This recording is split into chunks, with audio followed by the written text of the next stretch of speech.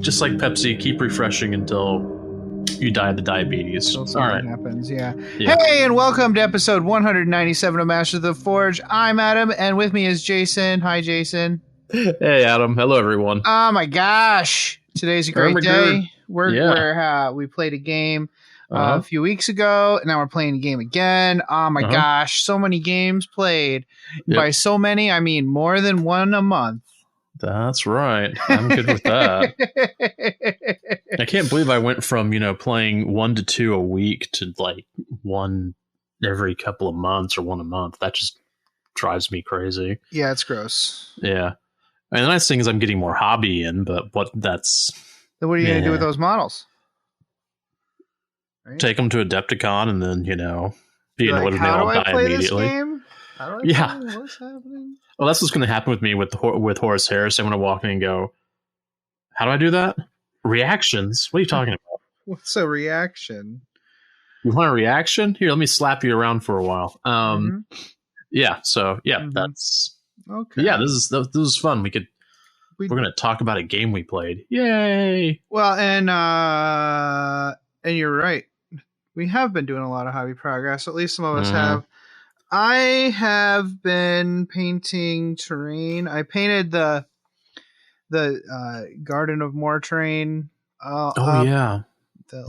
Like dark stone.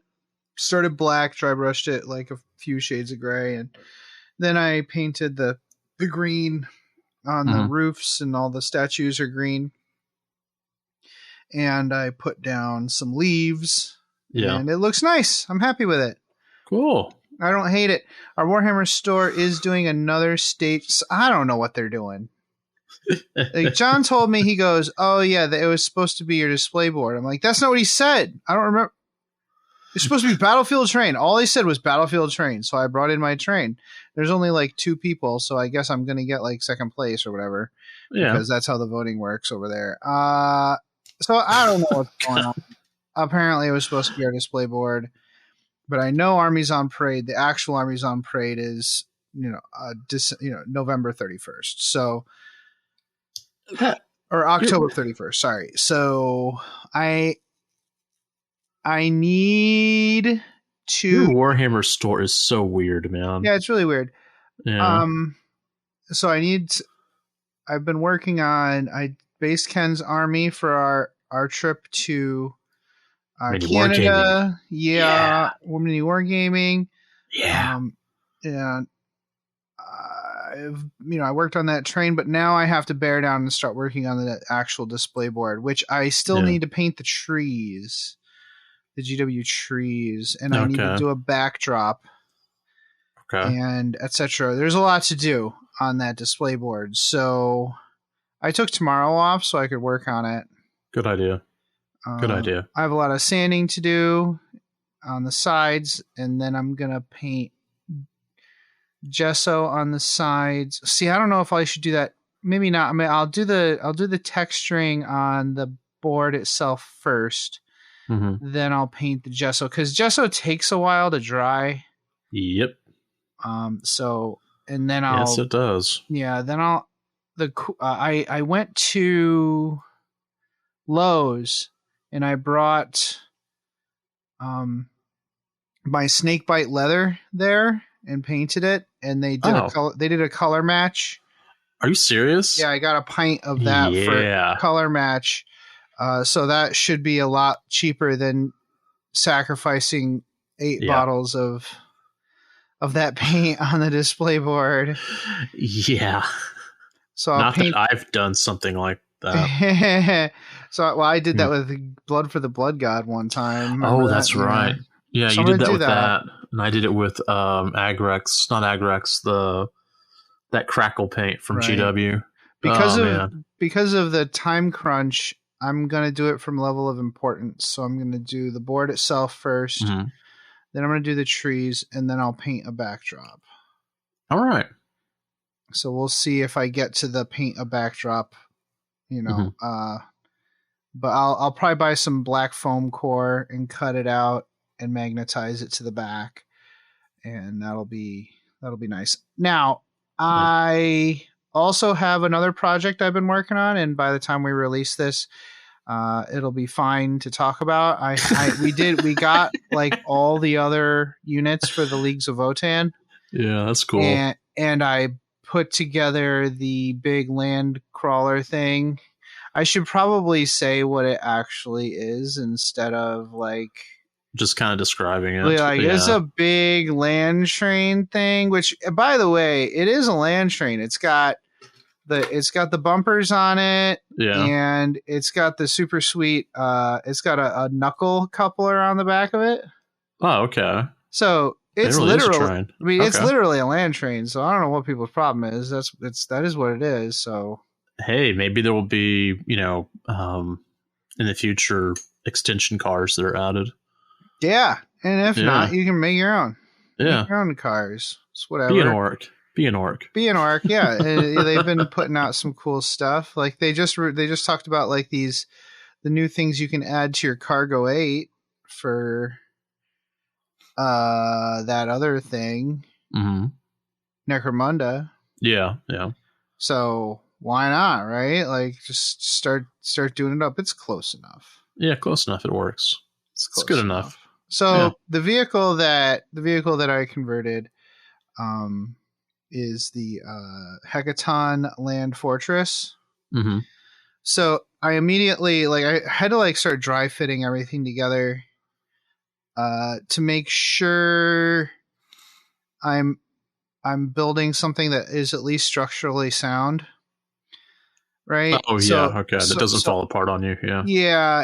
And I had to figure out what stays, what goes, what has to be, what needs some kind of orc thing put inside it before you start adding the outer parts. Yeah. So I knew that I started trying to fit like bodies and stuff in the pilot compartment, and it immediately was like, no, this is not going to happen. I need a new pilot compartment. So I went out and I bought from Flipside, which has a new location here in Clifton Park. It's actually a really nice location, huge location now. I went out and bought the Rucka Truck Squig buggy from them.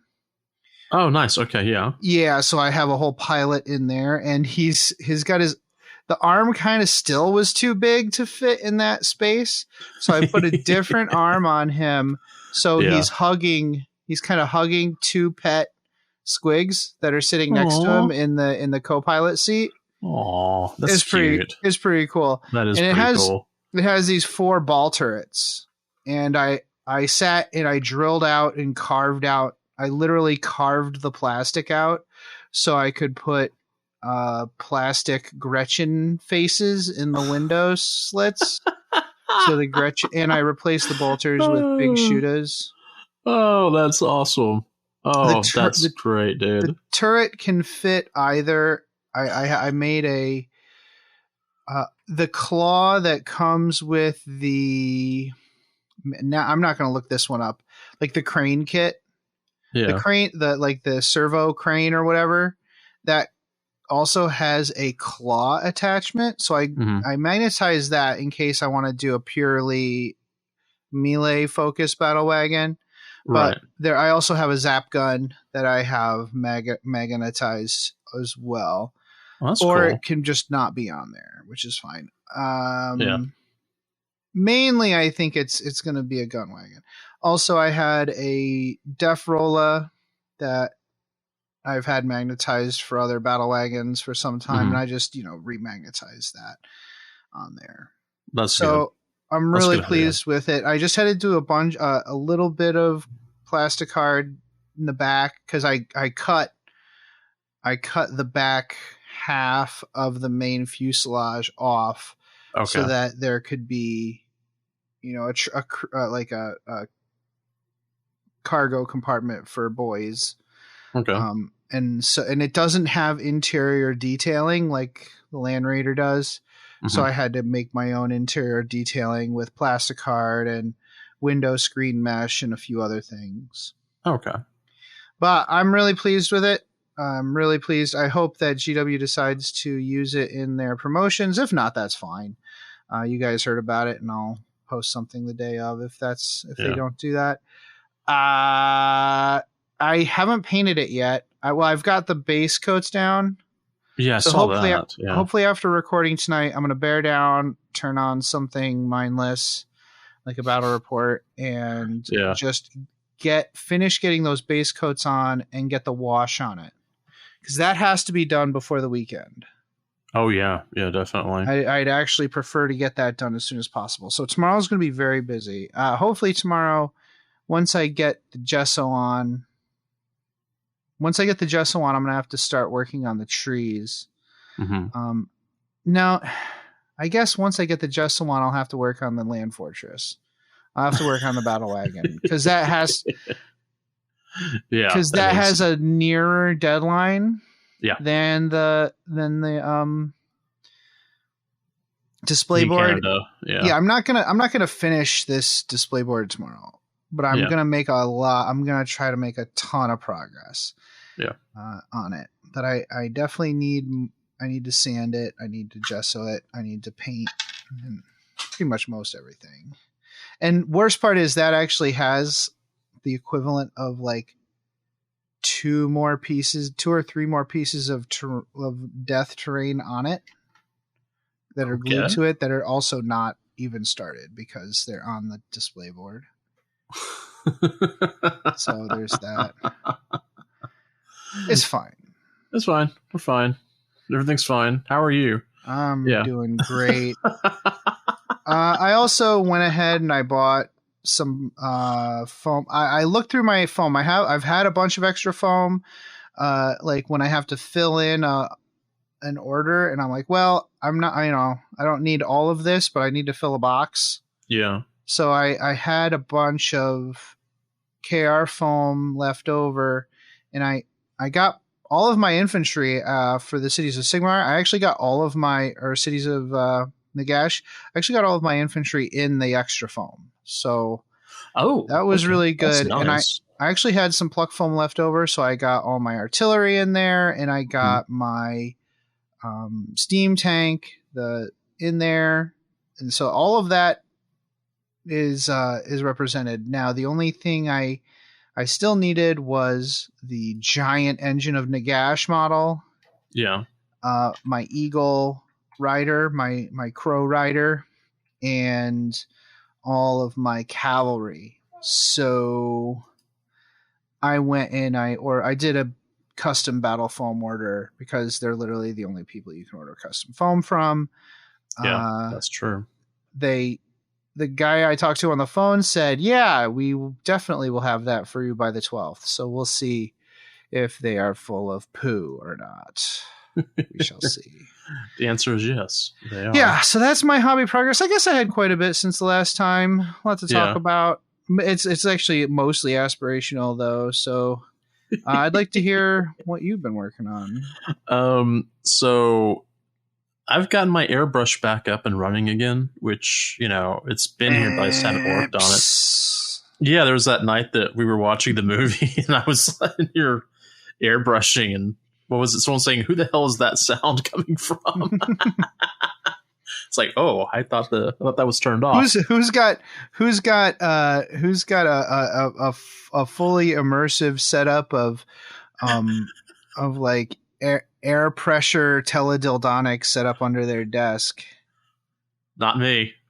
It's not fully automated. Okay. So anyway, yeah. Partially. Give me a time. So yeah, I was thinking about how, I'm putting together this new Thousand Sons Horus Heresy army, and I have it built, but I hadn't started painting on it. And I'll be honest, that base coating is, kind of brutal to be in, all the detailing. And so, you mean just the entire project? Yeah, the entire project is just, how much time do you have? Sucker. So I primed and base coated this Horus Heresy Zone Mortalis list that I'm coming up with. And I finally started working on my Leviathan for Dreadtober. Hopefully I'll get it finished. Actually, I'm not going to get it finished this month. There's no way. But I got the Leviathan paint. Well, I went through and looked at all the stuff that I had that's specifically Horus Heresy, and I went ahead and primed what I had that had not been primed. So let's see, what have I got? Leviathan, which used to be a Death Guard Leviathan, but if you're on the Discord channel, you saw that I dropped it in alcohol and removed all the paint, even though it did look quite nice as a Death Guard Leviathan. I also magnetized the arms because like they kind of popped off whenever I put it in alcohol. I was like, oops. Because they were super glued on. And so, well, I mean, they needed to be taken off anyway, and I wanted them to be magnetized so it could actually, they could kind of move around a little bit more. But that one's primed and base coated in red. And I've started doing this one thing where I'm starting to paint the pauldrons, the shoulder pads, black, because the Thousand Suns icon is white or gold, and versus white pauldrons doesn't work at all. No, it's such a weird medium color. Yeah, a lot of the time, and since it's metallic, it just kind of disappears. Yeah, so black, I think that's going to be a much better choice. Yeah, and like I have on my black rubrics, I have a red field that it's on top of, and it looks really great, but I have to break up all the red that's on here. So it's just like, we'll just do black. It's the right choice. It's the right choice. Yeah. So let me see. Leviathan, got him primed and base coated with 2 black shoulder pads. The Catholic Achaea models, which I don't know if I ever even talked about building them now that I think about it. Well, those were built, and those are primed, and they've got the red and the black shoulder pads, both of them. I pulled out the Moritat, which I converted. Man, I think I converted this thing 4 years ago. It was a 7th edition model, but it was painted in my old colors, and I went ahead and stripped it and went and painted it in the new color scheme. It's got 2 black pauldrons. Tax Squad. The Tax Squad has like that studded pad because of, Mark 6 armor. And so I'm painting those white, but I'm not convinced. I need to keep working on it. Maybe I'll do white and I'll have like gold or brass studs on them to make those pop a little bit better. Pravian got painted. He's got all these extra arms because of the, I'm using the Exalted Sorcerer kit, the kit bash. So in his left hand, he has his bolter or his bolt pistol, but then there's another hand underneath it that's holding it to help steady it. And then on the right hand, it's cool because the right hand, he's holding a staff, but he's holding of 2 hands, 2 right hands, and he has a third hand that's like casting a spell. And so I had to figure out, well, which of these are kind of like spirit hands and which of these are like his real arms. And so I painted those white, and I'm going to put like a green wash over them to make it look more ghostly or something. I have 3 chosen models. They can be chosen or command squad. I just kind of look at the unit stats. I got those base coated and primed, and I did an apothecary, and he's base coated white. I just have to start putting details on him and figuring it out. Oh, and a vigilator. I forgot about the vigilator. What does it mean to vigilate? In this case, it is a console upgrade for the Centurion model, and he's basically a saboteur. In the old rules, he's a saboteur. I'm not sure what he is in the new rules. Okay, the name just reminds me of the Penny Arcade, the character class that Gabe made up called the Witch-a-Lock. It's kind of like a combo of a warlock and a witcher. It's a Witch-a-Lock. Yeah, it's a vigilator. Like Vigilator. Seems like super made up, but also makes complete sense and sounds awesome. If I remember right, it used to be like a saboteur, but I don't know. Saboteur / sniper. Hey Google, what's a vigilator?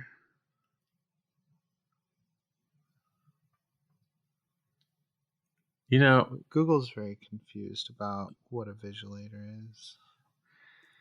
An exam invigilator is a proctor or exam supervisor and appointed by an examination board to maintain proper conduct in a particular examination. So Nice. That's close, but no cigar, Google. Thanks a lot.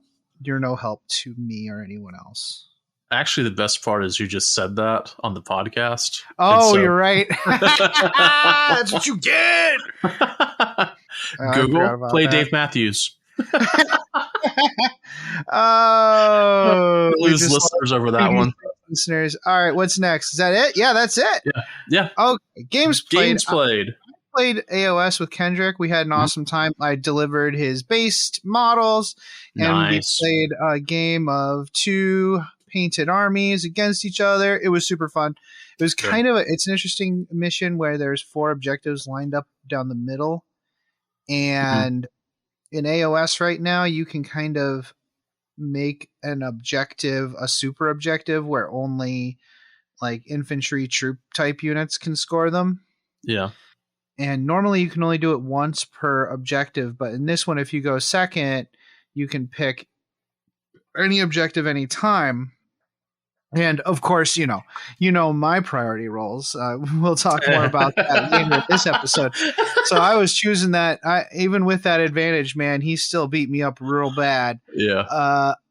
In that one, Chaos has an ability, a Nurgle ability, where. So he explained it to me, but what it was kind of like when Wendy talks to me and is like, this is what you need to know, this information, and my brain turns it into something completely different. He did the same thing. He explained the rule to me but my brain translated it as when one of his models dies on a 6, he does a mortal wound to me. Like, that makes sense. The Nurgle, Nurgle model dies, it does a mortal wound. It's not a big deal, right? Yeah. It explodes. No, it's when I roll against him and I roll a 6, he does D3 mortal wounds to me. Oh. Oh. Can you imagine if that rule existed in 40K? Oh. People would be so mad. Oh, that would be bad. There would be a lot of anger, and all we would see is... It was amazing. So yeah, we'd only see Nurgle demon armies. Yeah, it's true. So much pus. No. Imagine being able to give that rule to... I think it was a spell. Imagine being able to give that rule to, like, cultists. Oh. And you just, like, charge in. Oh, man. Just murder them. It's pretty cool. Yeah. So, but we had a really fun game. We hung out in his garage and played. I got to hold the baby again. It was awesome. Aw.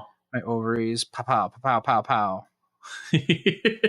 Well, as soon as I get my new place a little better cleaned up, I will be bringing people over to get games in, because I've got armies that need to hit the table so that they can die immediately, since they're just freshly painted. Dude, I'm thinking about selling these Imperial Knights so I can go to England again. Okay. I'm thinking about it. Who wants an Imperial Knight army? It's a beautifully painted army. I mean, it's some of the best pauldron work I've literally ever seen. Anyways, ever. Let's go beyond the fringe. That was the Muppet version of Beyond the Fringe. Yeah, that was... I have a couple things. We did another hike.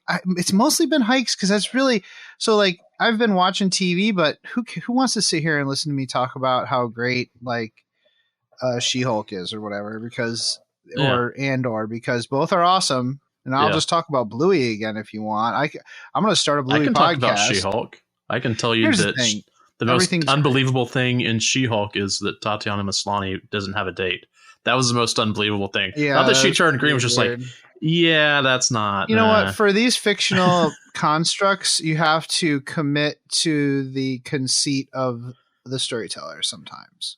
Well, you have to suspend all disbelief. Suspend disbelief. Yeah, that's fine. Yeah. So Quinn and I went on a hike. We did my buddy Jay, he has a YouTube channel called the ADK Woods Walker, and he's monetized and everything. Like, he's got a pretty popular channel.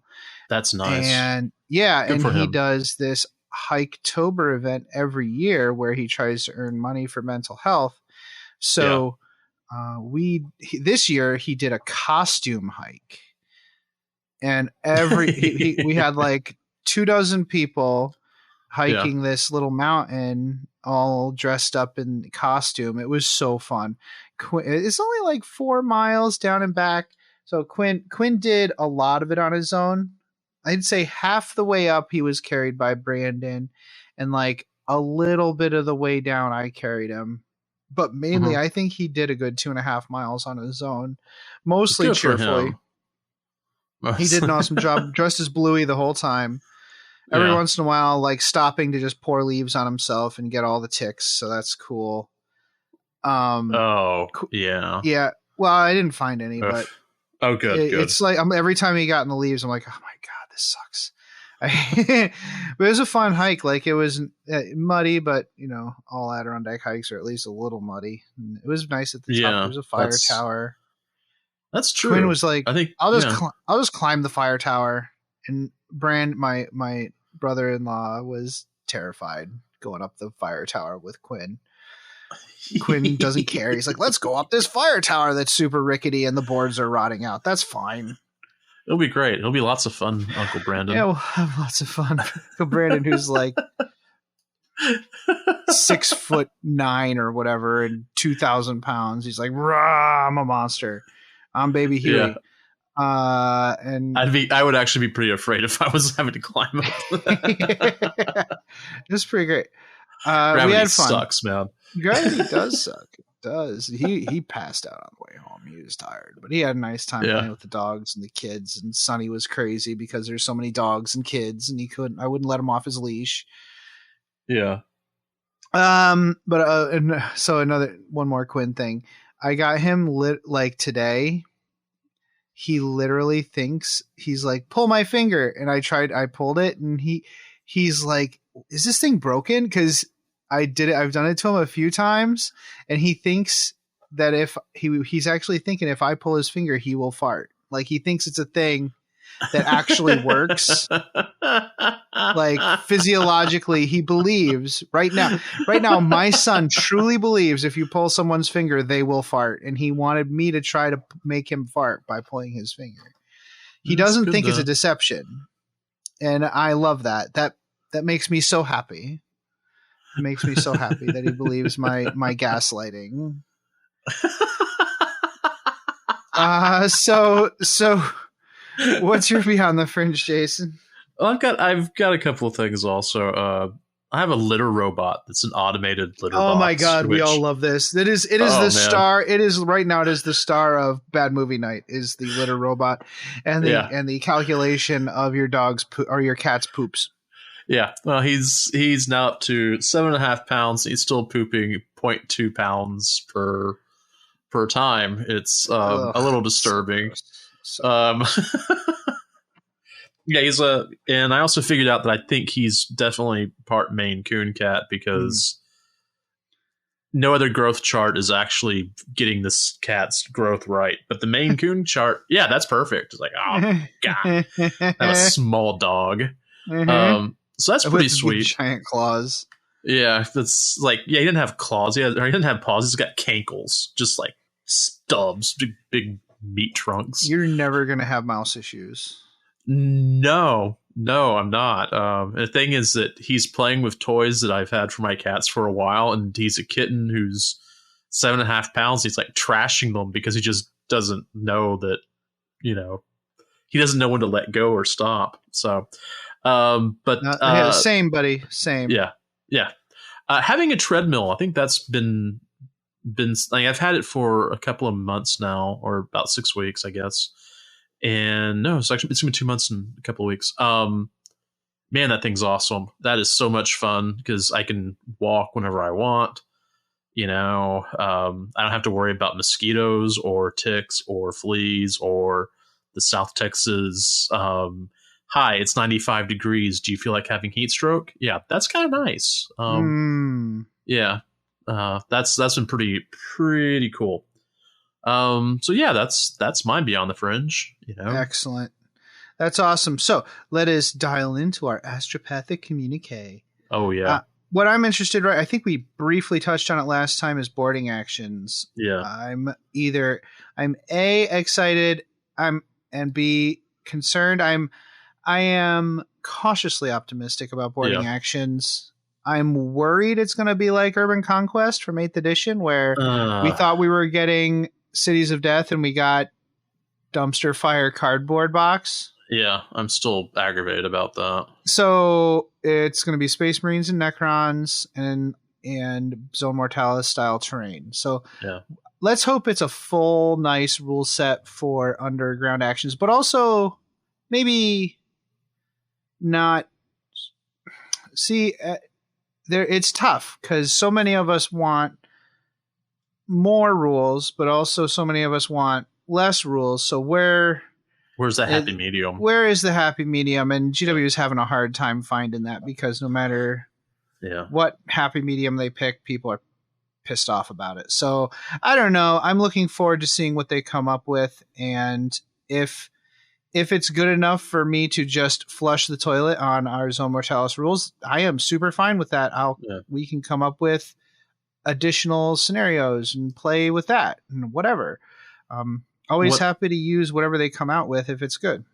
What I'm cautiously optimistic, only because I saw the rules for Zone Mortalis. Now, we've played the rules of Zone Mortalis for Horse Heresy. Yes, those rules are really good, and I think it was an accident. No, I'm kidding. Right. But they are really good. They're really flavorful. So I'm hoping that continues. So yeah, me too. I hope it'll be fun. I even think I wouldn't even mind if it was some kind of weird if it did have some weird rules. Mm-hmm. Like Kill Team. Yeah. But I don't know. We'll see. What's your astropathic communique, Jason? So what was it? Last week? Mm-hmm. Yeah, last Friday. So today's Monday. So the 20th.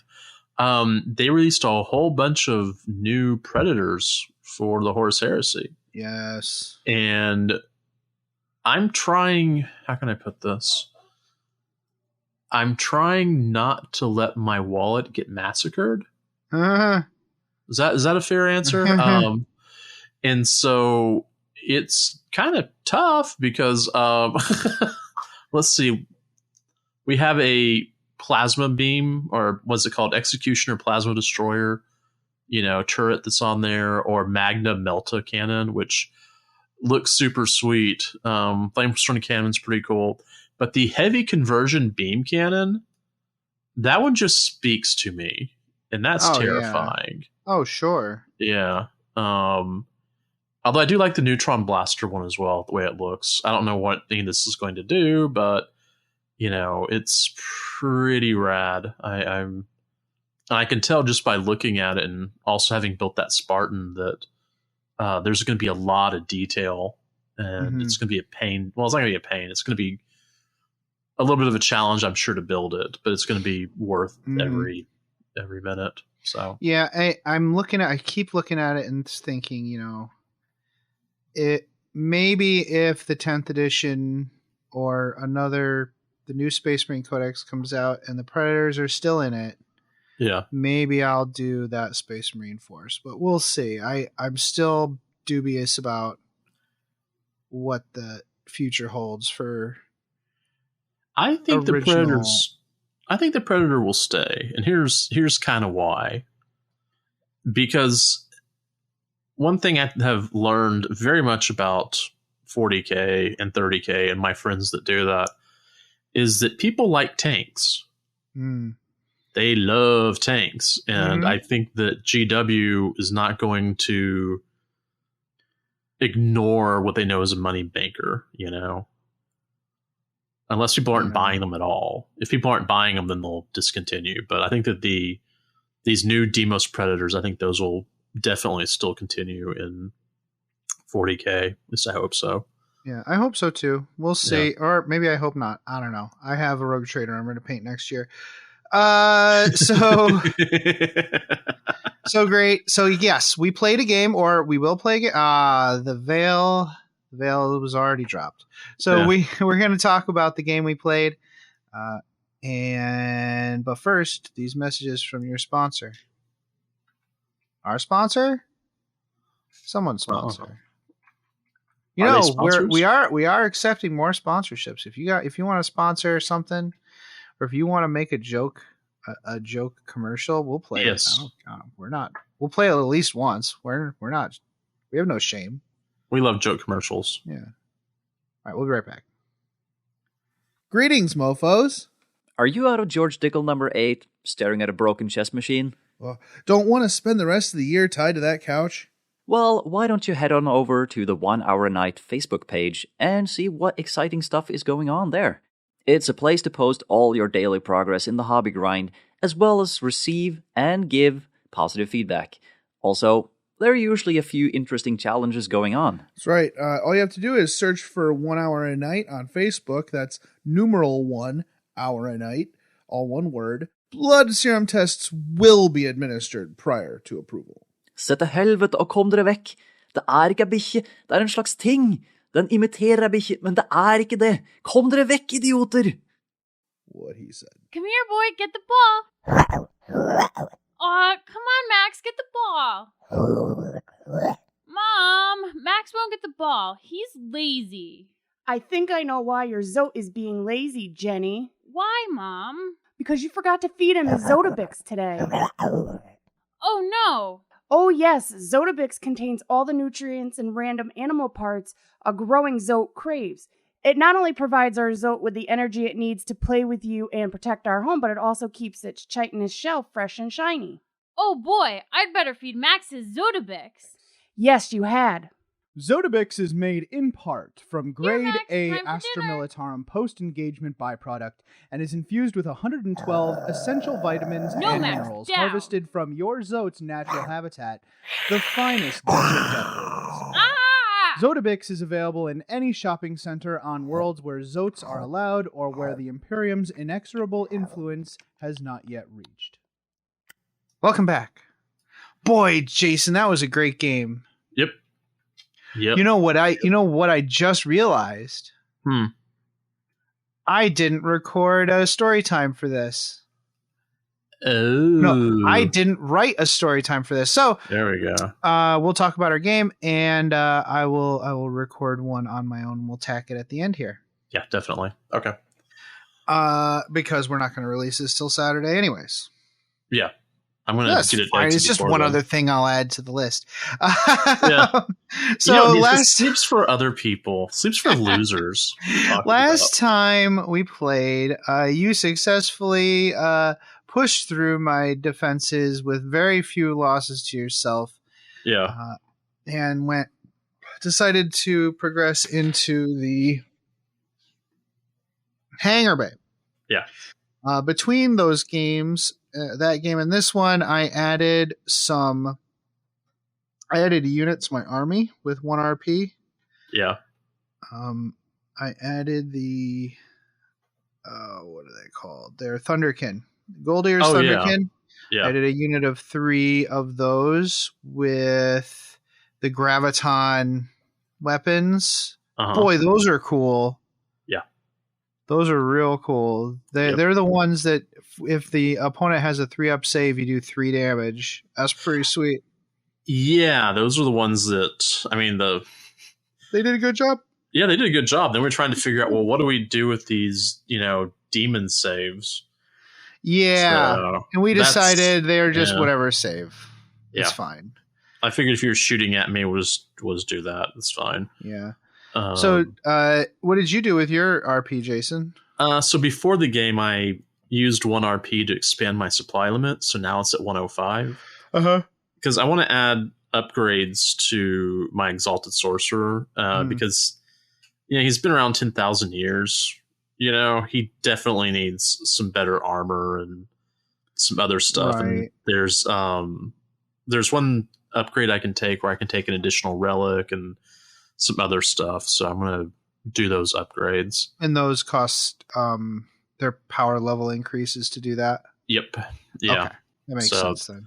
That I think makes their sense. power level increases, and I think they push up my crusade point as well. I need to double check. The cool thing about the administratum, if something does increase your crusade points, it'll just do it on the thing. Yeah. Well, the thing is, it doesn't have. I mean, so I'm not a member of the Patreon, right? So I don't know if it has all the Thousand Suns stuff in the Patreon version. Okay. Like when I need to update it, which I would have no problem doing. Warlord traits and relics don't only increase your crusade points. Okay. For like you'll just purchase the upgrade I'll explain it later. Which requisition it is to do that. Yeah. And it when you pick the requisition, it should automatically increase the thing. But on each unit, you can actually just do it willy-nilly if you want. Okay. Just in case you've decided, in your group, well, we should increase this by 1 crusade point because it's powerful or whatever. Let's see. Oh, I also because we have roster changes in 2 areas because I put one in the wrong area. I finally added stratagems and paid for unit upgrades, like a warlord trait, so that I would be in line with the roster because I had that stuff and I forgot that it's like, I got to pay for that. Okay. But my stratagems are Warped Regeneration, Great Sorcerer, and Malefic Scroll, which I like those. I like those quite a bit. What do those do again? Warp Regeneration is healing, right? Yeah, healing. Great Sorcerer is extra mortal wounds or something? I'm trying to remember. Well, I also added Echoes in the Hall stratagem, which lets me overwatch around corners. Oh yeah, that's one of my. I hate that one. Yeah, I needed that. There's a few more in there that I think are going to be helpful in the future. Might look at those again. Well, let's see. Great Sorcerer. This unit can attempt to manifest 1 additional psychic power if I take that stratagem. That's great. Yeah, that's awesome. That is what good. About Malefic Scroll? That one's one. Oh, that one was the one where I can choose to make it D3 mortal wounds on smite, if I remember right. Here we go. Manifest the smite psychic power. That manifestation inflicts 3 mortal wounds instead of D3 or D6. No dice. You've used that before to great effect. Oh yeah, I took out one of your Bulgrin for it. Yeah, that was. I knew really he had to go. So I like that. I'll let I think it was a D6 I could have rolled, but it was like I just need to get these 3 to take him out. Mm-hmm. So yeah. Let me talk about the mission that we played. Oh, yeah. So what I did was I set it up so that it's just a control of the hangar bay was the main goal, and to do that, you had to control an objective that was kind of equidistant. So in Zone Mortalis, equidistance is all relative based on actual path distance, right? So it was actually closer to my deployment zone, but I finagled my deployment a little bit and finagled the pathing a little bit with the terrain setup so that it was kind of equidistant. So there's just one room in the middle of the battlefield, in the middle of the hangar bay, where you can just control the bay doors, and you can control the force field on the doors. Okay. Yeah. Mm-hmm. If you control that, if you do a interface action, which in this version of Zone Mortalis, an interface action is just an action, and it works on a 4+. You start it at the end of your movement phase, and it ends at the end of the turn, but you do have to roll. And anybody who's special or skilled in interface, using mechanical devices or something, they would get a +1 on the roll. I think in some situations in this game, like there's leverage. So if we were in a Zone Mortalis that was, say, a ancient ruin instead of a Space Hulk or a starship, I would say the interface roles in that one would be more psychic based or lore based. So the modifiers would be greater for different kinds of characters or different kinds of units based on what kind of thing they're interfacing with. So it's basically actions, but they're not guaranteed, and you have a better chance of doing it if you're skilled. So they're kind of like skill checks. Got it. Okay. Then for the other ones, there were 5 shuttles in the hangar, and each one of those had kind of a control console next to them that controlled the locking mechanism that locked them to the deck. Each of those were an interface check to make yours. And lastly, we had one control panel by the big bay door itself that would open the door. So that would let you open the door even if it was controlled from the console in the control room. It would not turn off the force field. Right. You can't. You don't want people. You don't want technicians just walking up to a panel and just going, "Oh, what's this button do?" So, or maybe you do. Right. So there's that. So there were 7 objectives, but the main control room was worth 30 points, and each of the other ones were worth 10 points. Yeah. The points were just kind of general, just to see who kind of won the game, but really it's not really about winning. Really, it's what you did. Yeah. And if granted, if you do have if you did control the control room, that's pretty much a win for that game. Yeah. But as you'll see when we talk about this, we didn't really do everything with the mission in mind also. Like, even the mission wasn't as important as some other stuff that we were doing. Right. That's very true. Yep. So you want to get into lists? Yeah, let's do the lists. Okay. So I brought here, this is funny. So I wanted to try out the Votann, so I had my squats with me. The Brokir Ironmaster was in charge. The Einhir Champion was there to guard, and to quickly go after targets. Yeah. That's the one with the accelerator suit. I had 2 units of Hearthkin Warriors, one with bolters, one with iron blasters. I had a unit of Brokir Thunderkin, the new ones I got. And that was it for the. Oh, I also had the. I didn't write this down here, but I also had the. What are they called? The Pioneers. Oh, and yeah. I decided that the Pioneers are not in the ship. The Pioneers are flying around outside the ship. Yeah. And they would only come on if the doors were opened. Yeah.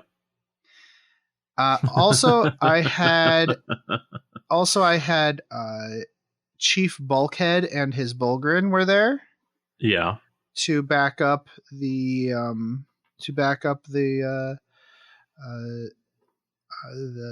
dwarfs. And in reserve, I had the Navigator and 2 units of Scions with plasma. Oh, yeah, I figured they were coming from the bridge area to back up the Votann. Okay, that's what they. And got they know there. that there's Psyker. There's a Psyker in charge. They understand the layout of the ship. Like, they should get there real quick, right? Yeah. I mean, that's the thing. That was definitely guaranteed that they would show up and start tearing butt immediately. Yeah. That what did you have in happened. what did you have in your list, Jason? I had my Exalted Sorcerer on disc, my main guy. Mm-hmm. He's got the Incandium Relic. He's got a bunch of spells because of various things. the Sorcerer's Facade, which is basically Cult of Duplicity, and it's basically teleport. Mhm. Smite, which is, Fireball. Temporal Manipulation, which is healing. And Firestorm of Tzeentch, which is...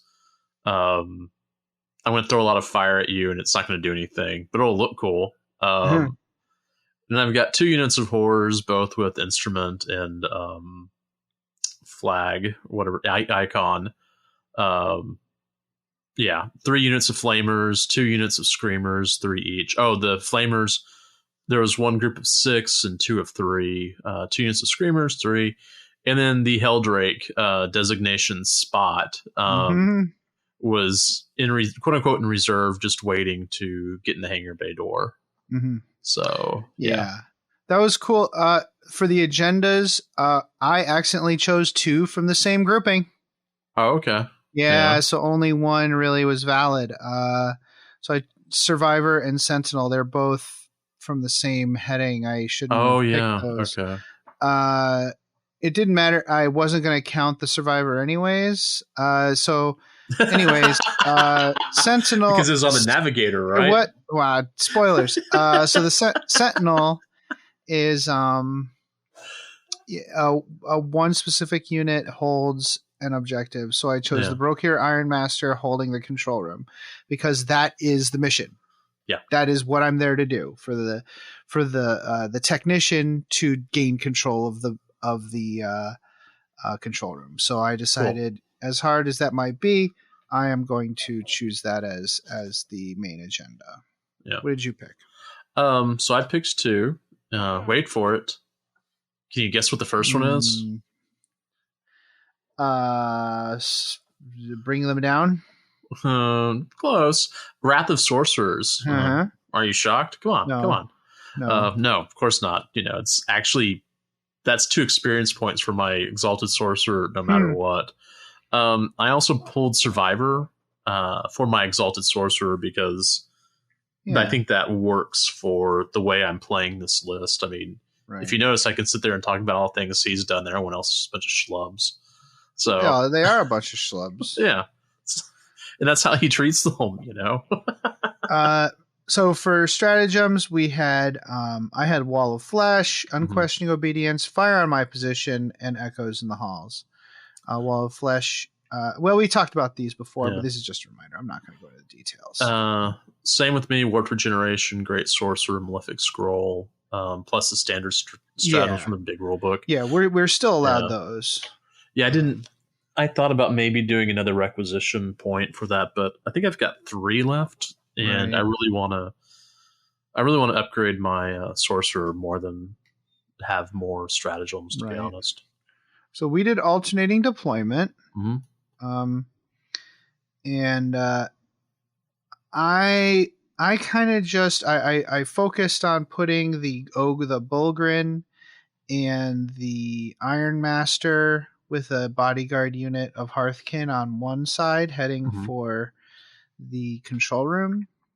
And then on the other side, I put a unit of Hearthkin with the heavy weapon dwarfs and the champion on the other side heading for the actual door itself and hopefully engaging some of your demons and pulling them away. Just kind of getting them to not go towards the control room and choking it up, so I couldn't get into it because I knew you were fast, right? Yeah, I needed to make sure that everything didn't just stack there and force me to rip away layer after layer of demon. You know what I'm saying? Yeah, that was something I could easily have done. Just sit there and let the horrors do their thing. So I mean, last game, that's what happened. Like, I got so bogged down. So I wanted to make sure that there was options in every direction. Yep. All right. So let's see. Oh, that's where okay, I wrote the wrong things in there. Anyway. All right. So first turn, I won priority and went first. This may sound familiar. Well, from last it sounds game. familiar from last time, yeah. Yeah, and this may foreshadow. Continue to sound familiar for a while now.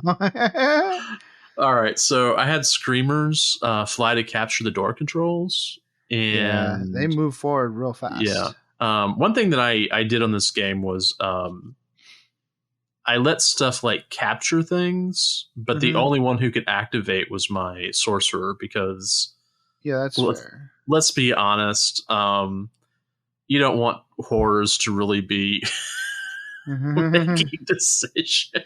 I feel like you need a unit of blue scribes to for that kind of thing too. I think that would be cool. Yeah, or I've got a what is it? I have a Flux Master. Oh yeah, which is an upgraded horror. You may remember that one. That's the one that you let survive, and then I had to go build one. Thanks, Adam. I did paint a nice one though. Anyway, when the screamers went to capture door controls, they revealed your unit of Hearthkin warriors, and they were also in position to take the door. Yeah. And then flamers then moved forward behind the screamers to kind of hold that area. Right. I moved one unit of horrors to the vehicle access control override so I could, capture that. I ran another group of screamers to capture the middle one. Actually, that should be flamers. That's where I wrote that in wrong. That was the six unit or six. You decided the screamers aren't going to capture anything, but the pink horrors were going to be able to like boop some stuff. Yeah. But your sorcerer was the only one who could really take the main objective. Yeah, because I think that's fair. And to be honest, I mean that runs more with the narrative. I did go through at this point. You had covered that whole side of the hangar. Yeah, I had three of the access control taken, and then I moved my sorcerer. And then when into psychic, I went ahead and teleported him right next to the door controls. And I think right then you were just like, "Oh no!" Yeah. And I was like, "No, I'm doing this other thing so that I don't overpower." Right. And don't forget, in case anybody's wondering how it works, teleporting is not allowed in the Zone Mortalis rules. Yeah. Unless you have someone spotting for you. Yeah, and I did that because screamers have this weird rule that they can just like rematerialize. This is a new rule, which I kind of love this new rule. But they can kind of rematerialize, so I rematerialized them in line of sight. So it wasn't like they were having to teleport through walls. You kind of did a piggyback teleport. You materialize some screamers within vision of some pinks, and then you teleported your sorcerer within vision of the screamers. And that's totally valid. I really do like the that new screamer rule. Just being able to like rematerialize, that's awesome. That is awesome. So anyways, I successfully locked down 3 of the access panels. I wasn't close enough to the door controls for the sorcerer, but I couldn't pick it up anyway because I didn't get there in the movement phase. What was funny is, I don't know if we mentioned this, we did this with markers. So neither one of us knew what was going on. But I've got like these giant, like, here, this one goes 18 inches. This one goes 12. This one goes 16. And I just kind of saw your face and you're just like, whoa, how is he like there already? I'm like, no, don't worry. I'm a glass cannon. You're going to chew through these things. And do we start talking about your champion next? Yes, we do talk about your champion soon. Yes. All right, go for it, man. What about you? Really great. So the rogue traders, I put judgment token on the screamers by the door controls. Yeah.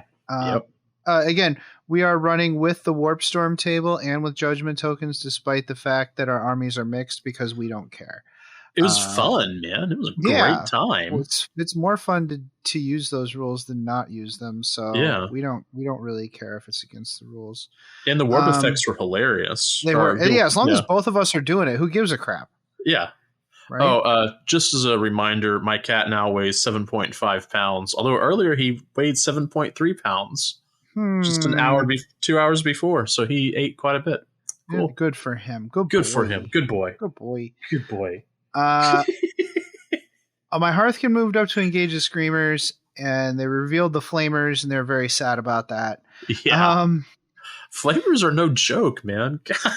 The champion advanced up, and he was hoping to boop, or she was hoping to boop the flyer next turn. Don't worry. The Thunderkin moved up by the tractor, and they're like, "Ooh, Flamers, yum!" I shot all my guns, and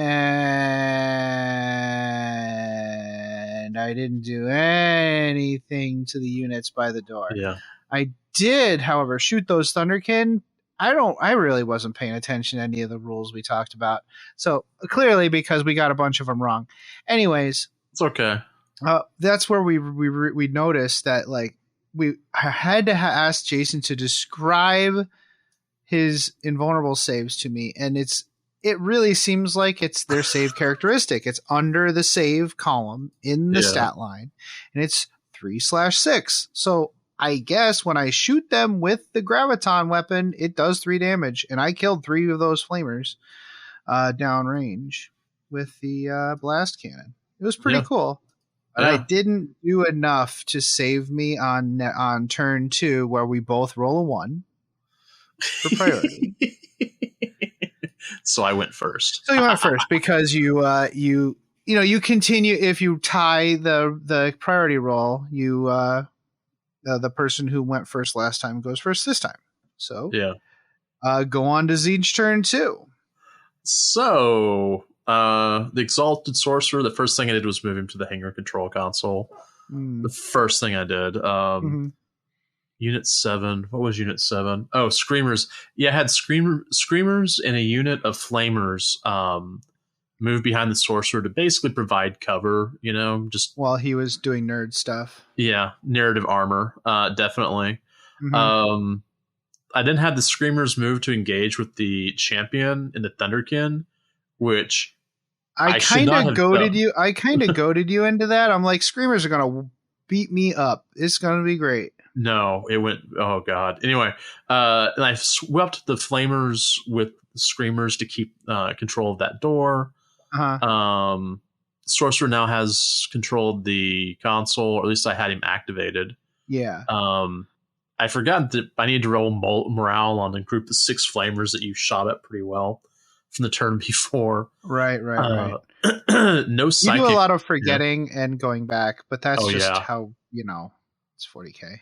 Yeah, that happens. The psychic, I couldn't do anything because the Sorcerer was working the control console. Yeah. Which, I don't know if this was your rule set or whose, but it was like they would get it on a 4-up, but because he was a Space Marine, he's a 10,000-year-old Space Marine. Yeah, we just decided he gets a +1. Yeah, he's a Tech Marine. Whatever, he's good. Let's see. No, I was thinking more on the lines of he's a deceitful, like poop stirrer.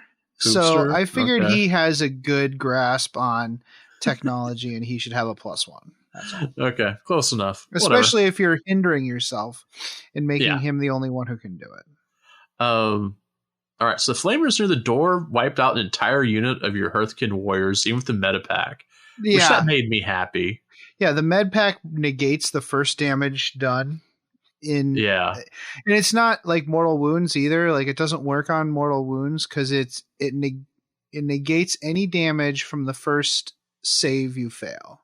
Yeah. So it's not like someone can pass off and like negate the med pack with just one mortal wound. No, they have if they have to shoot at you or something. Yeah. And you did 13 damage, which was exactly enough for it to not matter. Oh yeah. The Flamers are, man. Though those are brutal. Was it D3 +3 each? Yeah. No, D6 +3 each. And then they have that 3-up demon save into shooting. It's unreal. Yep. Yeah. Unreal. Those guys rule. What I have learned in this game is just don't go into combat. Just shoot, Yeah. Let's see. Screamers did charge into the champion and the Thunderkin, which I did just because I wanted to keep them locked. Yeah, my Overwatch did nothing. Yeah, that was kind of funny. Yeah. We moved 1 Thunderkin, lost a Screamer to the Thunderkin, and 2 to the Champion. That Yeah, you lost Champion 3 is Screamers. a beast. Yeah, I lost all 3 of them. Champion's unreal. Yeah. Now, I like characters that kind of just stick around. Yeah. They're characters like the beastie characters. Like I don't know. I think they're fine. Yeah. But also he is tough. Like that hammer. That hammer smushes things real good. I was able to knock him down, though. I mean, well, we'll talk about those. You whittled him down a little bit at a time. Yeah. So the rogue traders are feeling a little scared. An entire unit of Hearthkin warriors has been turned to ash. That's not cool. So I converged further towards the control room. It took me a real long time for the the Votann and the Ogren to plod over to that control room. It was rough. Yeah. The Thunderkin got into position to kill the Flamers by the door. I think there were only a couple left at that point. The Champion hedged his bets to kind of charge both of them. I did not get the Voidsman in yet at this point. Because they'd have been too far away. They'd have been too far away. I don't want. I want them to come in and blast something important. Yeah, you want them to come in like on turn 3 or 4 when they can get closer. Yeah. So I left them out. The Hearthkin charged around the corner through a waste spill. Like it's so cool, these tiles that we have for Zone Mortalis in Tabletop Simulator. They're very immersive. I felt really, I don't know, I really like playing it. Yeah. And there's so many little pieces of terrain you can add, and it was so cool to just like, I'm charging through this horrible toxic waste into this control room. Yeah, that's right. There was that one corner that had that waste. Yeah. Yeah. Charged into the Screamers. I didn't feel scared charging the Screamers. I feel like I should. And I wasn't, because I knew you only had that 6-up save in combat. Yeah. The Einherjar Champion charges the Flamers by the door. They shoot 20 times. Strength 5 versus toughness 5. -1 to wound. He has they do 6 wounds at -2 AP, and that AP is reduced by 1 because of void armor, and it just takes 1 damage. Yep. Flamers break in to fight the Champion. They only did 1 damage. Yeah. And the Champion for some reason only managed to squish 1 Flamer with his hammer. That was pretty shocking. I thought that guy would be dead. Yeah. Screamers swung back at the Hearthkin, but the meta pack negates the first and only attack that lands. Yeah, that was pretty wild. Yeah, the med pack really saved the day there. Turn 3. Who won priority in turn 3, Jason? Huh, I wonder. I guess I did again. Yeah, okay. Tzeentch turn. What happened? That's what, is that like 7 in a row at that point? Yeah, it's a lot. So I'm feeling pretty scared that I'm not going to be able to control the control room. Yeah. You've got a couple layers of units protecting the sorcerer. Yeah. And I have to chew through it all with a bunch of with these shooting units. But the Ogren are coming up around the corner. They are slowly plodding their way up, and the Einherjar Champion is holding you at the doors, at the bay door. So I'm hoping maybe I can hold out. So we had kind of forgotten about warp storm effects. Yes. And so I was like, Actually, I was like, I don't care. I don't feel like doing it. But you're like, no, we should. I'm like, all right, fine. So I rolled the Warp Storm effect, and all I had was Malicious Misdirection, which basically causes your opponent to deploy reserves as though they were in second turn.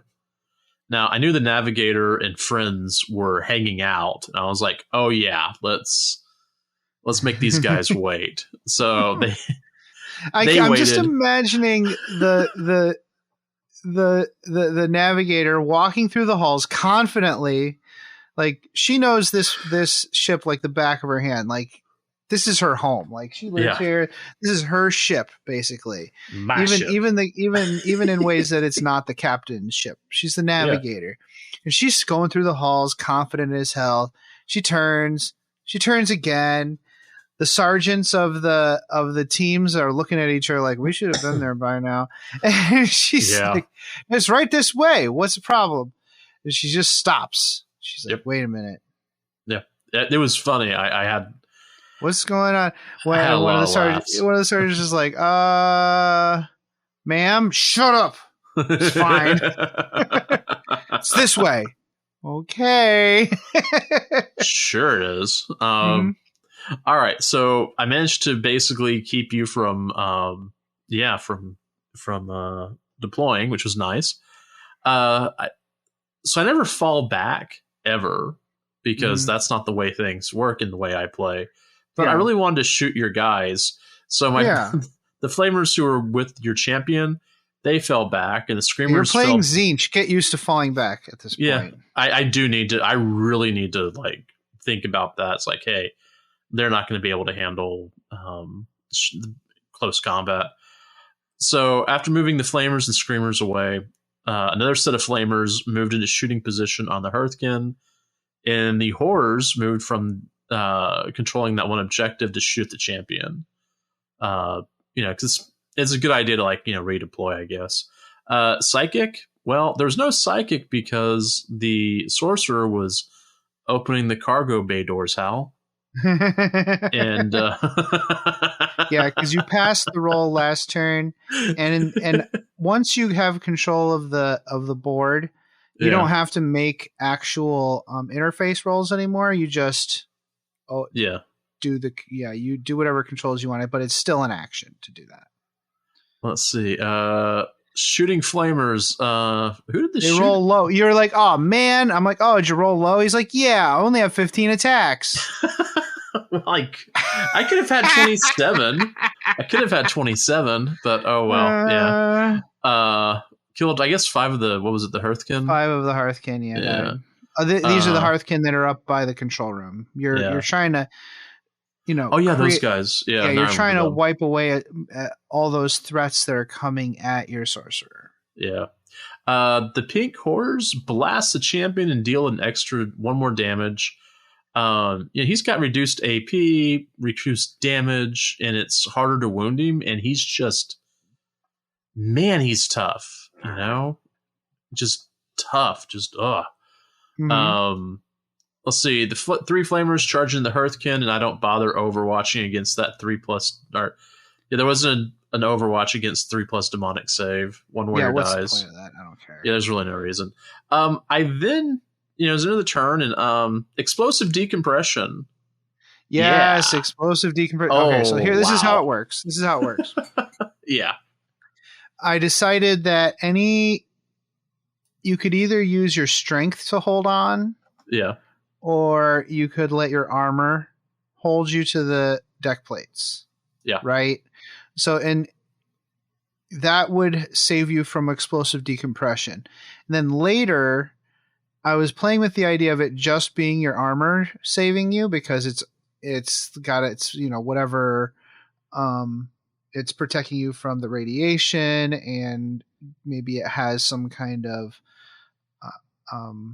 breathing apparatus or whatever, but also it's your constitution. So I decided to keep it, ongoing strength and armor can save you depending on what you choose. Unless you have power armor, void armor, your demonic, or whatever rule you think makes sense for your faction. Yeah. Would you can just operate in the void. Yeah. But for Tzeentch, what did we lose to explosive decompression, Jason? Not much. So 2 flamers from separate units. And 1 pink horror. I didn't even roll to split because he flew out the window. Yeah, he was. For the rogue traders, do you want to talk about what you lost, or? Yeah, for the rogue traders, I lost all of the Iron Master's companions. So all the beep boops flew out the window or flew out the bay door. The two hearth. So again, That roll was so painful. You could have just opened the door and not disengaged the force field, but Tzeentch, come on, it's fine. Yeah, you didn't care about gave me that. You gave me that option. You could just open the door, or you could just drop the force field. No, man, the force field goes. Two of the Hearthkin warriors flew out, leaving just the Thane to fight the Flamers. Yeah. One of the two Thunderkin flew out the door. And the Ogren do hang on, but they don't have void armor, so they had to continue to make tests to not be suffocated. Yeah. It'd be nice if there was some sort of I guess there's not a Constitution roll because it's more. Yeah, we use strength for that. Yeah, we use strength for that. But yeah, it would be nice if we could do some extended, stats for fun stuff like this. Yeah, definitely. Even stuff like arcane knowledge skills or survival skills or technology skills would actually be a neat thing to have in these campaigns. Yeah, definitely. That could be something we do in the future. Yeah, I think so too. Okay. So the Rogue Trader turn, Chief Bulkhead and the Iron Master do manage to join the Hearthkin Thane by the back door inside of the control room, and they give a wide berth to the Bulgrin, who are gonna Kool-Aid Man around the corner there. Yeah. Again, I kept my navigator in reserve. She and the Voidsmen are kind of wandering the halls confidently, that the 2 hours that they've taken to get to this location is perfectly fine. The last Thunderkin, actually, I disengaged him from combat. I had him jump out the bay door, the open bay doors, to save his friends. They all have void armor on, so why wouldn't he do that? Yeah. The Hernkin Pioneers fly in through the bay door, and the Judgment tokens start falling like rain at this point. Because you've killed some units, you've performed some actions, and I'm very upset at the Flamers that are over by there. The Pioneers do manage to kill 3 pinks in shooting. Yeah. And they're replaced with 6 blues, as you do. That 3-up save and shooting is so cool. It's great. So good. Yeah. The Brokir Iron Master killed a Flamer thanks to the Graviton rule. So he just has this laser gun. This is up by the control room. And the Champion charges both the Flamer and the pinks. And the Flamer did manage to take off 1 more wound in Overwatch. I was hoping you'd Overwatch against him instead of, the charges up by the control room. Yeah. The Bulgrin charged in. I had hoped to have wiped out the 2 Flamers that were up by the control room, but I didn't do enough damage. The Bulgrin actually had to charge that Flamer and the Screamers. They got that. They needed a reroll to get into the Screamers, but the reroll ended up boxcars, so that was cool. And they totally wiped out those Screamers. Oh yeah, yeah. All my Tzeentch stuff is just real fragile in combat. Chief Bulkhead charged that last Flamer and killed it. Chief Bulkhead, by the way, is a Ogren bodyguard. Yeah. Up there protecting the Iron Master. Yeah. So at this point, the Sorcerer is facing off against some really tough hombres. If he wasn't a Mind Witch, he would be in big trouble. Yeah. Yeah. The Bulgrin at the end of the turn managed to not asphyxiate themselves in the void. Good for them. Yep. All right. Turn 4. Roll initiative. Roll. Good job, Tzeentch. Yep. Tzeentch goes again. Don't try and roll against Tzeentch. Yeah. Right. I don't even know why I bother. So, we're now doing warp effects, and guess who got off malicious misdirection again? So the navigator and the bodyguards just kept walking. It's like Keystone Cops out there in the freaking hallways. It's unreal. I had not thought about, because the warp effects for Tzeentch, I was like, whatever. But the main ones are actually pretty fun. Dude, it's like they're walking around in the Overlook Hotel, right? The carpet is even turning that ugly 1970s like mustard and red color, and they're like, "Oh wait, here's the lift." And they as they're coming up on the lift, it dings and it opens, and a giant wave of blood comes out, like that sort of thing. I thought you were going to go with the twin girls just standing in the hallway staring. Just two pink horrors or two blue horrors. No, a pair of brimstones standing there with lollipops. Licking the lollipops. So the Helldrake came in near the Pioneers on the far aft side. Fortunately, I had some rerolls, and I was able to teleport. The sorcerer was able to teleport away from Bulgarin all the way next to the big unit of pink horrors by the aft side of the hangar bay. Exit. That champion. So basically, the pinks and the champion just sat there and pillow fighted each other. Yeah. Eldrake burned 2 damage off of one bike and then charged in. Caw, caw. Caw, caw, caw. Good job, Eldrake. Good job, Spot. Yep. So Spot actually killed a model, and another one took 2 damage. Nice. Like, that is nice. Yep. Yeah. He was having fun this game. He didn't have much fun in previous games against the Eldari, but this game he was having some nice times. Yeah. All right. And we're getting towards the end of the game here. So what happened with you and the Rogue Trader? Rogue Traders are like, what's going on? I don't know. We're lost. This sucks. Iron Master began wresting control of the bay. Again, it's an Iron Master. I figured that they would also have a +1. Oh yeah, definitely. We just resolved some fights, kind of fast forward. The Flamer put a couple wounds on the champion. I roll a couple 1s, so the champion finally passes out from heat exhaustion. 4 turns of just beating on him with everything I had, and he's just like, "No, I'm good. I'm good." Yeah, and it's pretty cool. The Helldrake killed all the Pioneers. I had to roll for them at the end of the game. And on turn 5, when it didn't matter, I finally won priority. I'm going to say this is the first time that Spot has taken out a unit.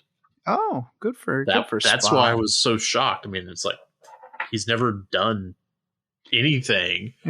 So, yeah. So at the end of the game, 3 of the 5 transports were under Chaos control. Yeah. And 2 of them were under Imperial control. And that's going to matter later on. I guess narratively we could say, oh, well, I have control now. But no, we have to keep chasing you through the ship, or else we're going to be in big trouble. Yeah. So we can't afford to be leaving people behind to dink around with equipment right now. So right now there are 3 transports under Chaos control, and so you could use those at some point if you wanted for certain things. It's kind of open ended. I hope you take advantage of certain things at certain times to you can say, hey, Adam, remember I have this stuff. What do you want? Can I use it for something? I do have control of the hangar bay itself, though. So we left that dot in the map turned for the Rogue Traders.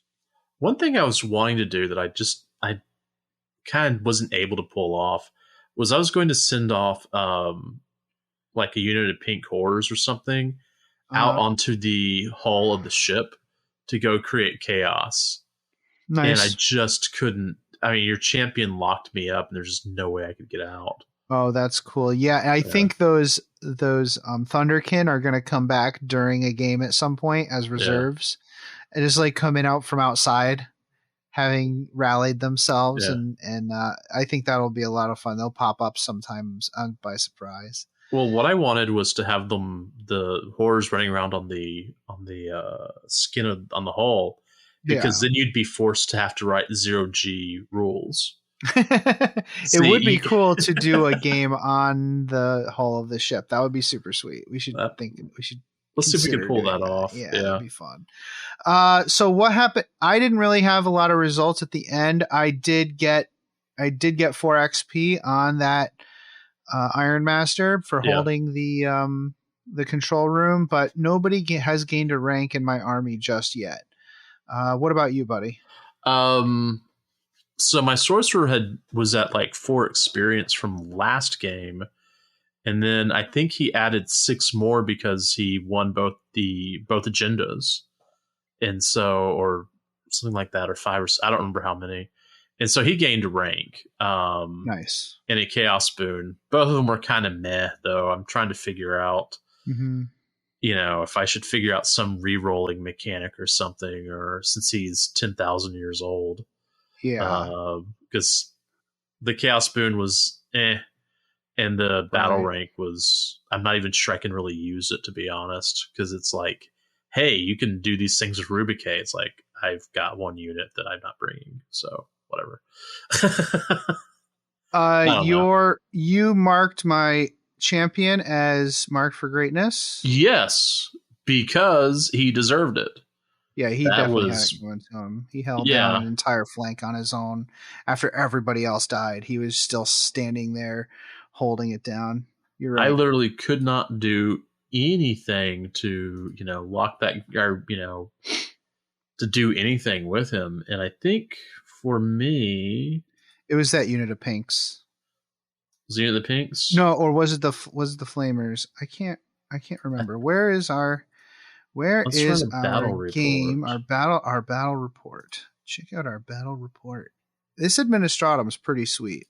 I do love this. Yeah, it's really good. Okay. It has this one. It has a thing. You can select missions from all the different battle packs, or you can just type in the mission that you did, which is what we've been doing, obviously, because these are all custom missions. Okay, here we go. Yeah. Wait. Did I find it? Okay. It's weird. It keeps sending me to your battle report and not mine. Huh. Here it is. Now I found it. Okay. You marked... Wait, what? Hold on. Oh, so anyways, like the Iron Master has 5 XP at this point, but that's still not enough for like a full upgrade right now. And I'm hoping that we can start doing some upgrades here after the next game. Yeah. All right, where is it? I'm just still looking for it? Yeah, man, I can't find it. We're gonna have to edit this. No, we're not. We're not editing this. Anyways, you marked someone of mine for greatness. I don't remember who, but they deserved it. So, yeah. It was the Flamers. Oh, yeah, of course it was the Flamers. The Flamers just burn everything. All right, so here's the thing. Like, I really think Screamers are a terrible choice for Zone Mortals because they can't fly over anything. Right. That's where a lot of the damage comes from. Yeah, that's where almost all their damage comes from. So I may retire them all. You may have to retire those because they suck so bad. They're not a great choice for this. They weren't good. They were not good. I think you definitely should. I think you definitely should replace them with like one of these, like that the Flux Master or whatever. Oh yeah, I'm thinking. There's also an Exalted Flamer on my roster. Yeah, take that. Yeah. So I'm probably gonna ditch those 3. Do I have to pay? I'm trying to remember. Do I pay requisition points to change those out? No, you don't have to pay requisition points to swap units around. Yeah. There are sometimes you have to pay requisition points to kind of upgrade them. Right. But you're not upgrading them or adding to them. You're just swapping them out. So, I'm getting rid of them.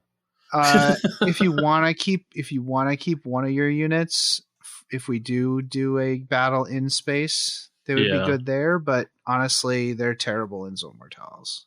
Yeah, they are. Flamers, though, man, oh my god, they're brutal. Yeah, Flamers are all about hugs, and burning. they in fact are all about the hugs. There is another stratagem if you're interested.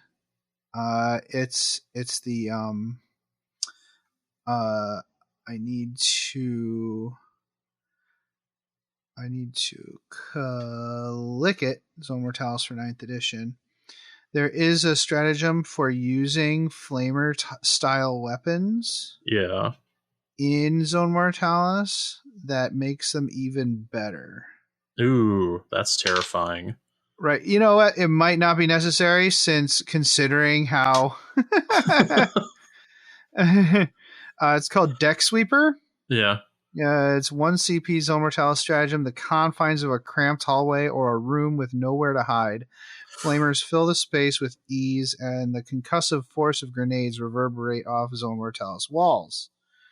You use it after a unit rolls the number of shots with a weapon that has a variable number of shots in the shooting phase or on Overwatch. Yeah. It is treated as having rolled the maximum result.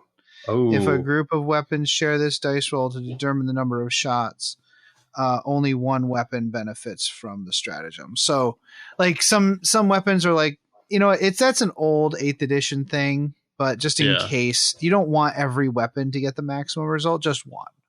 Well, I mean, do you really want 27? Yeah, that would be 1 CP. That would be way too powerful, but it's still really good, right? So that might be one you consider. Okay. For I think in 7th edition, all flamer weapons have something. What is it? Shred. Oh, they or had something? they had shred where you rerolled. This is kind of a callback to that old ability. I'm betting that's going to come back, or something like that's going to come back in these new rules. They have to do it in the paradigm of 9th edition. That was my thought. It was a stratagem that maximizes one weapon's number of shots. So we'll see. Yeah, definitely. Yeah. Okay. So that game was super fun. Mm-hmm. I really enjoyed it.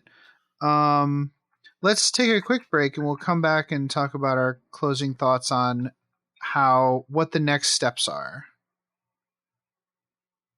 Well, actually, it'll be the story time and then the closing thoughts.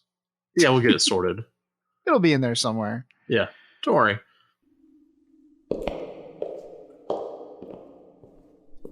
Damn, I knew it was around here somewhere. Damn, where is it? Can I help you? Ah! Scared me. What do you seek? I need the perfect scenario for a narrative game I'm running this week, and I can't find one. Sir, this is the Black Library. We don't have narrative scenarios. Well, then where should I go? Might I recommend the Tabletop Campaign Repo? The Tabletop Campaign Repo? What's that? The Tabletop Campaign Repo is an ad-free site for hosting resources related to playing tabletop miniatures wargaming. Oh, like scenarios? Absolutely. Also, event packs, custom objectives, tracking sheets, custom terrain rules, maps, icon packs, award templates, and more. Oh, and this is for Warhammer 40k? Among other things, there's also Age of Sigmar, Kill Team, Warhammer Fantasy Battle, and others.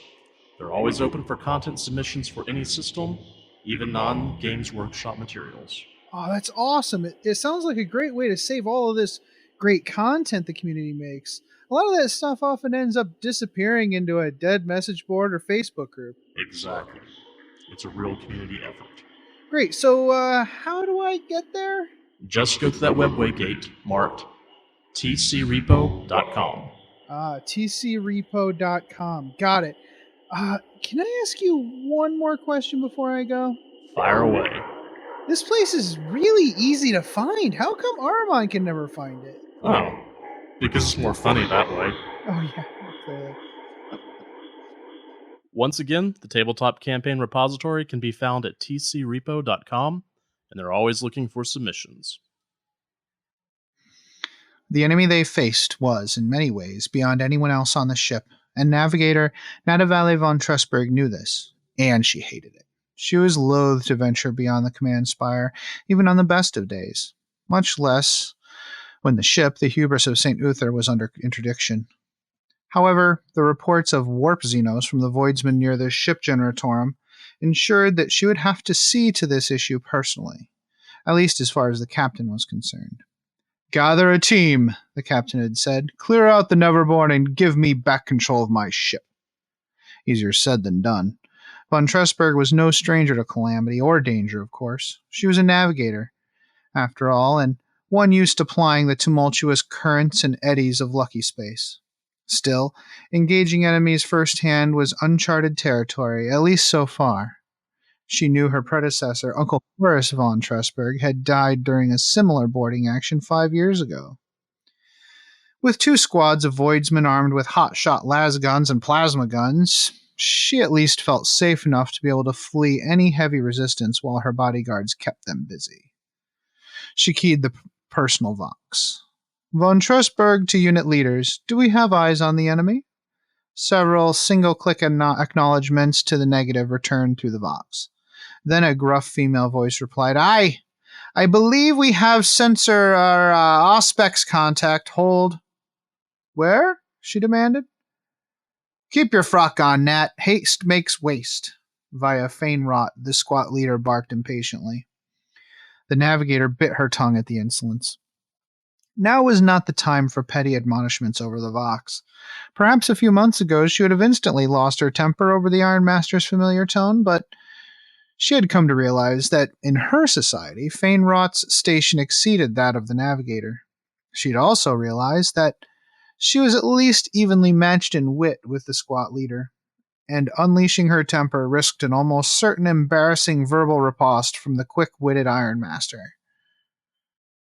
Via soon replied in a measured but tense tone, "Confirmed, Navigator. Veil spirits in the hangar bay, lots of them.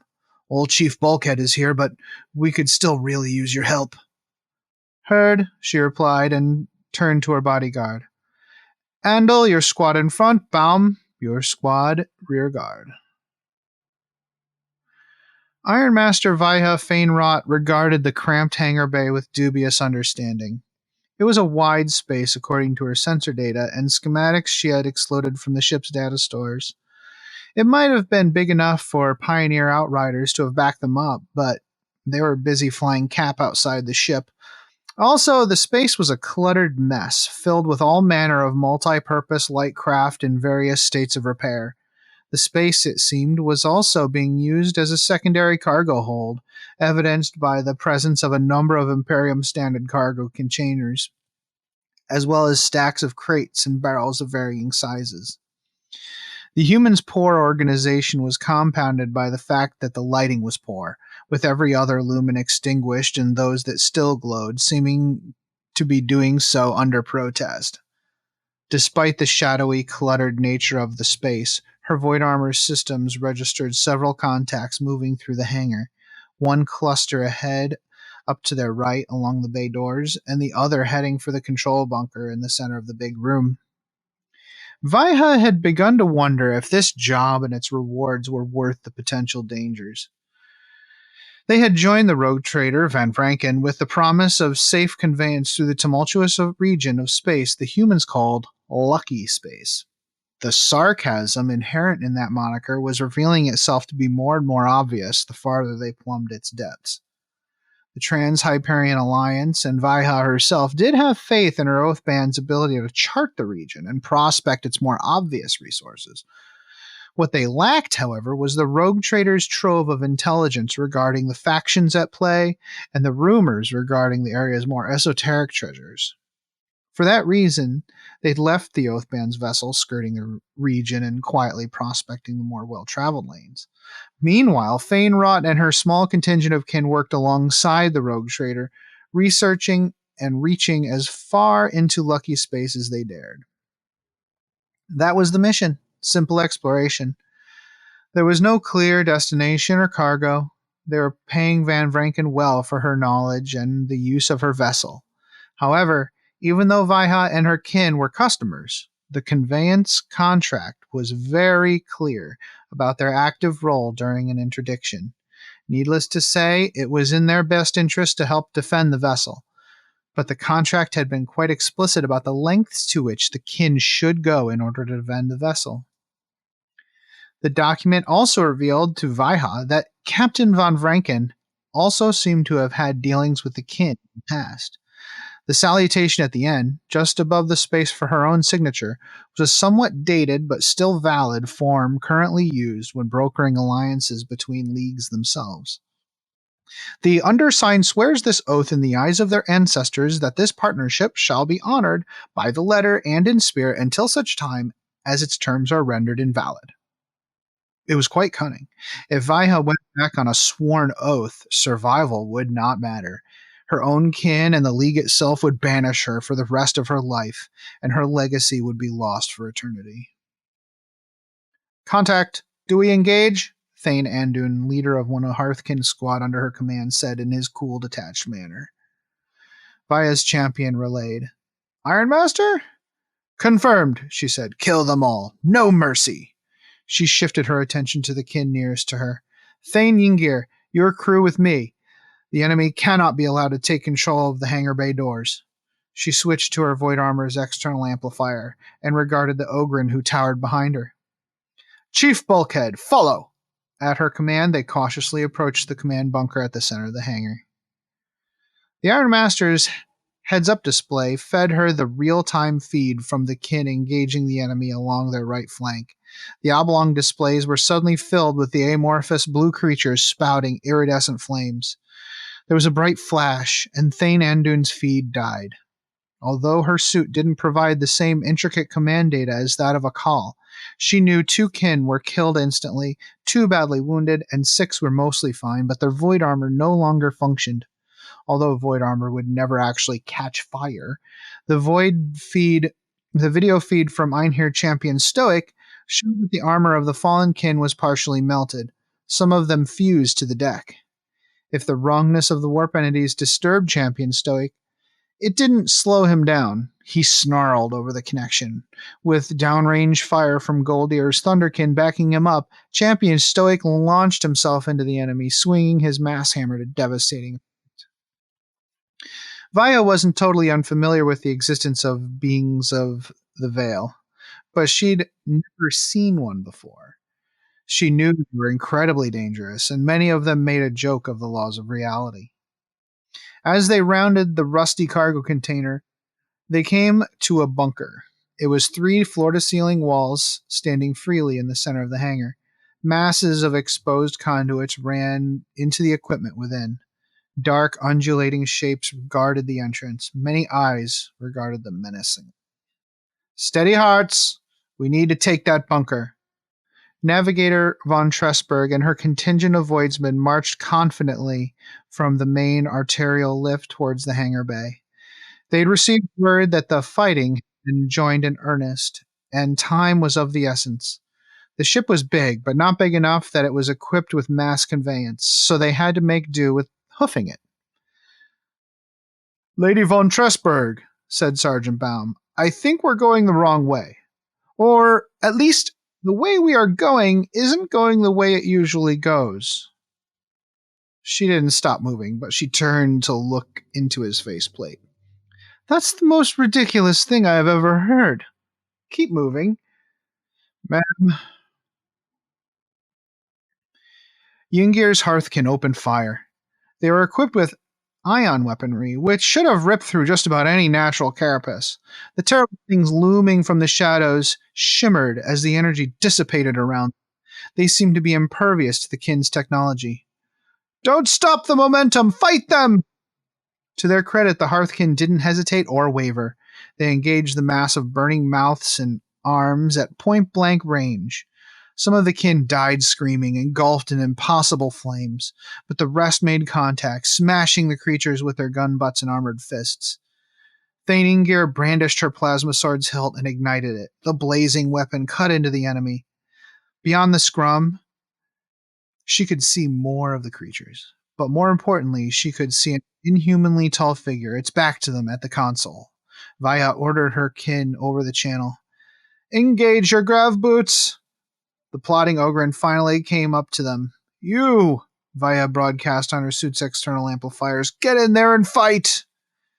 It was at that moment that the wide hangar doors began to open. The force field was disengaged. Why have we stopped? Navigator von Tressberg didn't hide her annoyance. Don't lose your nerve now. Sergeant Andel turned toward her. Lady von Tressberg, we are moving aft. Can't you feel it? She bit her lip. She sighed and a few tentative steps forward and stopped. She growled. Damn, you're right. But this corridor should be heading 4. That's right, ma'am, but it isn't. And we aren't turning. We'd have felt that. She sighed and walked over to another corridor, one that felt like heading towards the fore of the ship. It was dark. The lumen strips flickered tentatively into a twisting darkness beyond. The end of the corridor seemed to undulate like a hungry gullet. Sergeant Andel came up beside her and peered into the darkness. Well, he said. Von Tressberg scoffed. Not in this lifetime, she said. Back the other way. With a blast of explosive decompression, anything that wasn't bolted or maglocked to the hull either slid or flew out of the hangar bay into the black, including several of the dead or unconscious kin. 3 kin whose grav boots failed or were not engaged were also blasted screaming into the void. Forge Master! As the voice of Goldear piped into her helmet, his face appeared in her heads-up display. Permission to rescue those kin! Granted! The Ogryn held on to a nearby cargo container and braced themselves against the floor. When the air was finally voided, they wasted no time and charged into the enemies, choking the bunker as they'd been ordered. Warp entities were blasted into fetters by the Ogryn's massive shock mauls. Vaya wondered how long the sturdy Ogryn could survive the void. Her own troops could persist almost indefinitely, but the Ogryn weren't equipped for extravehicular combat. As they killed their way into the control bunker, 2 things happened. First, the tall superhuman figure at the controls disappeared in a puff of amethyst energy. Then, Bumvir's Hurricane Pioneers zoomed in through the bay doors and started blasting into the fight on the side of the room. Their data feeds immediately connected with Vaya's tactical display, including a crimson oval pulsing with the image of a huge winged something chasing the Pioneers. The Navigator and her bodyguard came to a sealed bulkhead, which, by all rights, should be the portal by the hangar bay. Finally, von Tressberg snarled. Ma'am, Andel pointed to the bulkhead's control panel. An angry red indicator warned them of a vacuum on the other side of the door. Emperor's farts, she swore.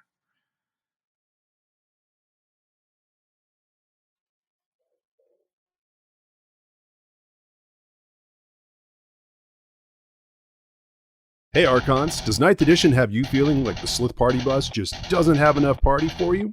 Well, if you want to put a little shock back into your shock brow, you need the Slith Party On! That's right, Archons. For 736 points, you can take 3 Archons, 12 Slith, and a Tantalus. It's the Slith Party On! Now I know what you're thinking. Couldn't I take Drazar, 15 Incubi, and a Tantalus, aka the Incubi Murder Boat, for 51 less points? Sure you could, but it wouldn't be the Slith Party On! But is it legal? Oh yeah! Is it awesome? Oh yeah! Is it any good on the table?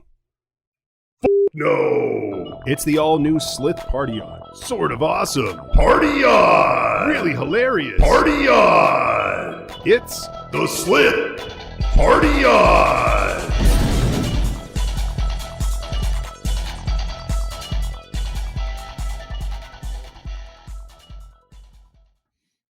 Oh, we've reached level 6. So, next time, we talked about it. Whether you wanted to go after the Enginarium or if you wanted to go after the shuttle bay or the cargo bay. Mm-hmm. Yeah, I think I want to go after the cargo bay just because, one, I want to keep this campaign going because I think the goal is to. I don't want to go through and knock out the campaign in 3 games or 4. I want this thing to roll. Yeah. Percolate. And one of the things we talked about was maybe setting up a summoning circle in order to bring in more reinforcements, to play that sort of, hey, here's all these demons, Yeah. And I think that could be really cool. Because it probably would be smaller, but it'd be a way to flood that. And one of the things I'm wanting to do, which is why I wanted to send demons out on the whole, was just to have this idea of, hey, this thing's infested. Right. Like if you read some of the Horse Heresy novels, they talk about, Geller Fields falling, and all of a sudden they've got these demons. They have no idea what they are. They've never seen them before. And they're just all over the place, something like out of Ghostbusters or something like that. Oh yeah. It's like, let's do that. Yeah.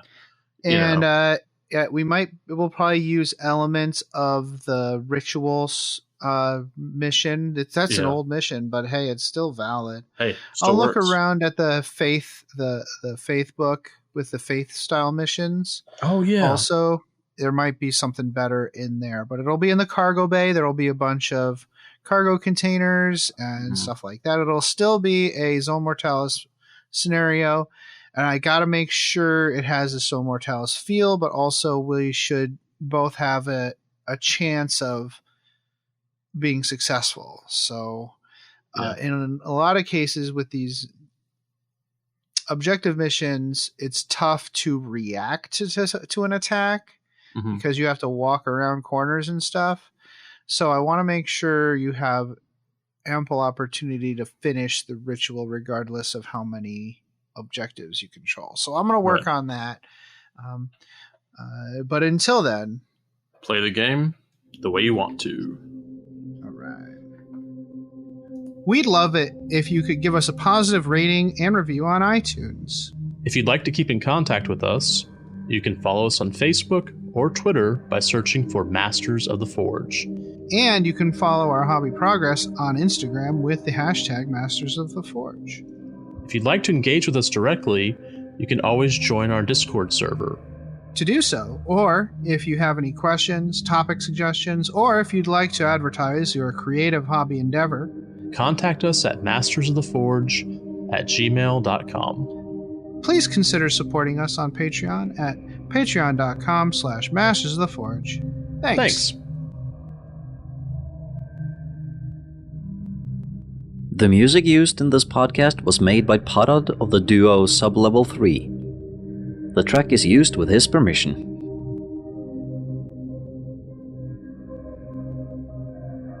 This podcast is protected by the Creative Commons Attribution, No Derivatives, Non-Commercial International License. More information about this license and contact information if you have any requests can be found at our blog, mastersoftheforge.com. It's such a good feeling to play games your way. It's such a happy feeling 40K'ing away. And when you throw dice with story in mind, it's such a wonderful way to unwind. It's a good feeling, a very good feeling, the feeling you know that we'll be back when the fortnight's new, and we'll have new ideas for you, and you'll have things you'll want to talk about. We will too.